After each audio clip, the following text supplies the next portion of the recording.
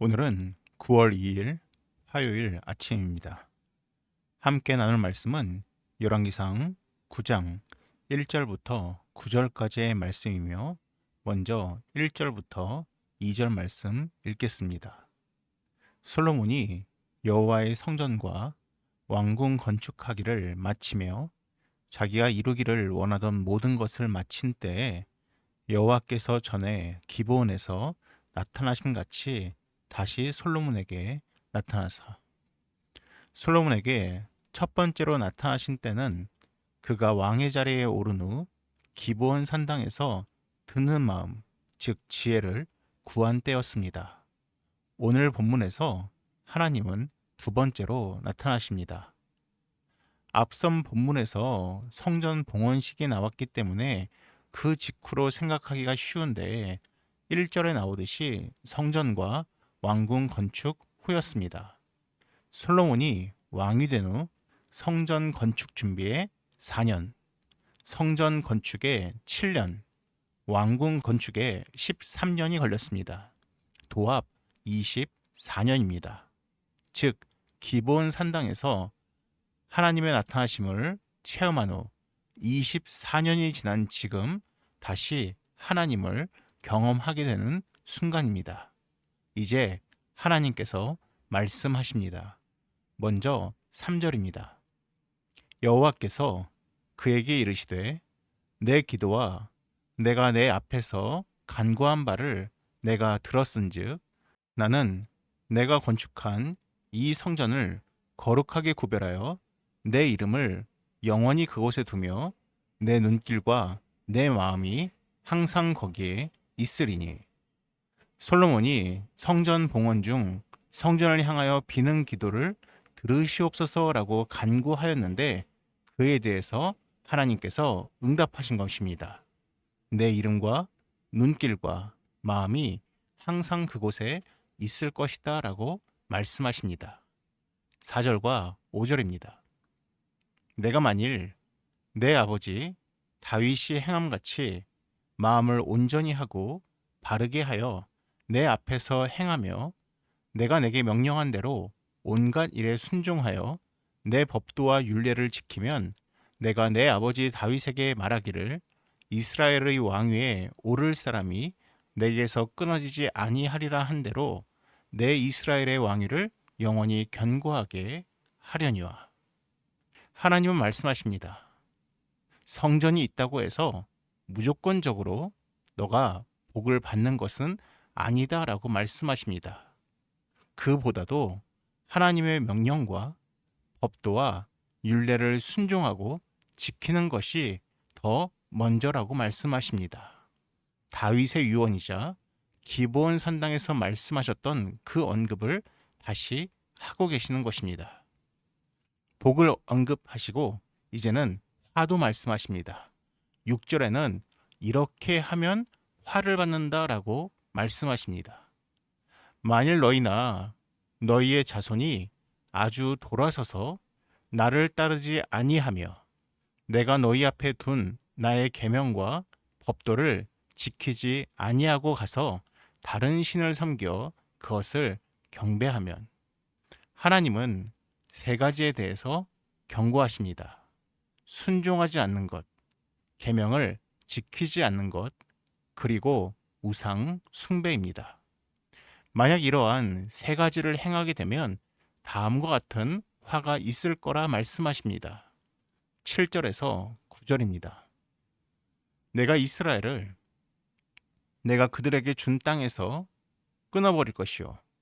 내 이름을 위하여 내가 거룩하게 구별한 이 성전이라도 내 앞에서 던져버리리니 이스라엘은 모든 민족 가운데서 속담거리와 이야기거리가 될 것이며 이 성전이 높을지라도 지나가는 자마다 놀라며 비웃어 이르되 여호와께서 무슨 까닭으로 이 땅과 이 성전에 이같이 행하셨는고 하면 대답하기를 그들의 조상들을 애굽 땅에서 인도하여 내신 그들의 하나님 여호와를 버리고 다른 신을 따라가서 그를 경배하여 섬김으로 여호와께서 이 모든 재앙을 그들에게 내리심이라 하리라 하셨더라.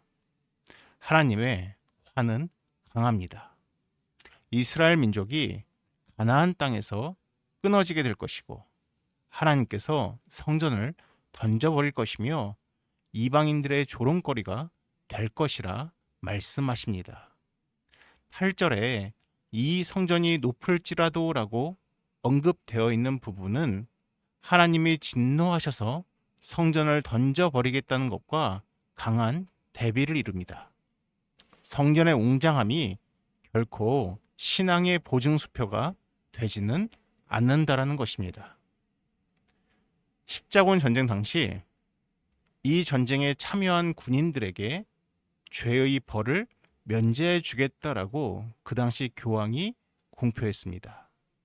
십자군 전쟁이 지속되면서 막대한 비용이 필요하자 그 당시 우르바노 2세 교황은 전쟁에 참전하지 않고 기부금을 낸 사람도 죄의 벌을 면제해 주겠다라고 공표했습니다. 죄의 면제와 돈이 결합된 면제부가 등장한 것입니다.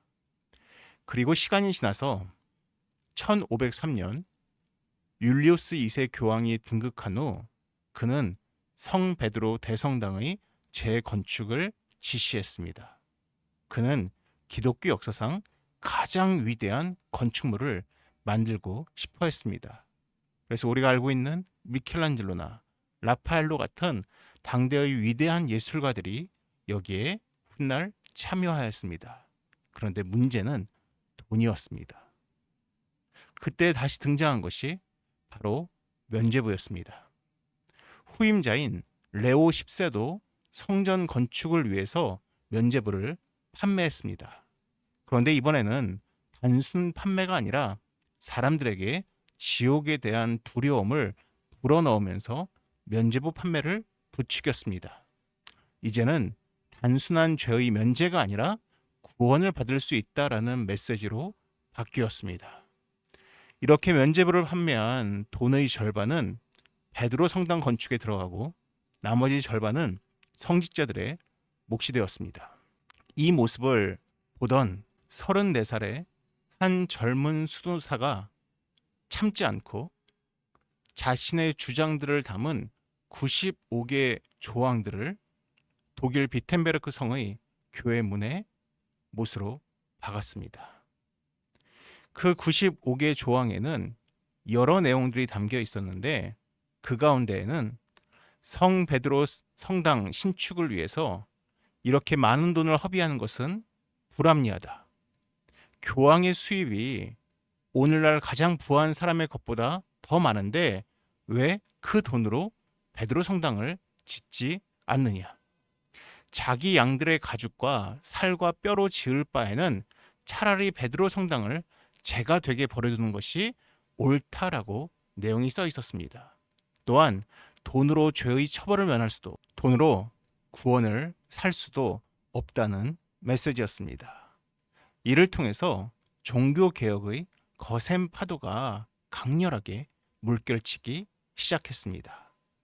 그때 마틴 루터가 주장한 핵심은 라틴어로 솔라 스크립투라, 오직 말씀으로, 솔라 그라티아, 오직 은혜로, 솔라 피데, 오직 믿음으로였습니다.